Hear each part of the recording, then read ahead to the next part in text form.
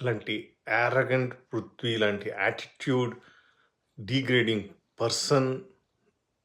అంత డీగ్రేడ్ చేసి ఎందుకు పనికిరాను ఎండోరెన్స్ ఉన్న టాస్క్లో టాప్ మేము అంత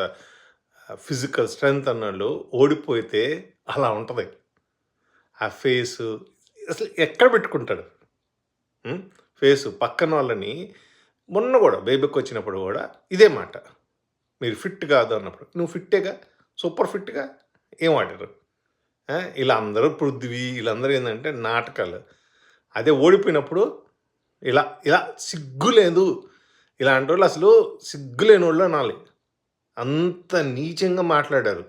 మిగతా వాళ్ళందరినీ ఇప్పుడు ఎక్కడ పెట్టుకుని తలకాయ ఎత్తుకున్నది ఎక్కడ పెట్టినా వేస్ట్ పృథ్వీగాడు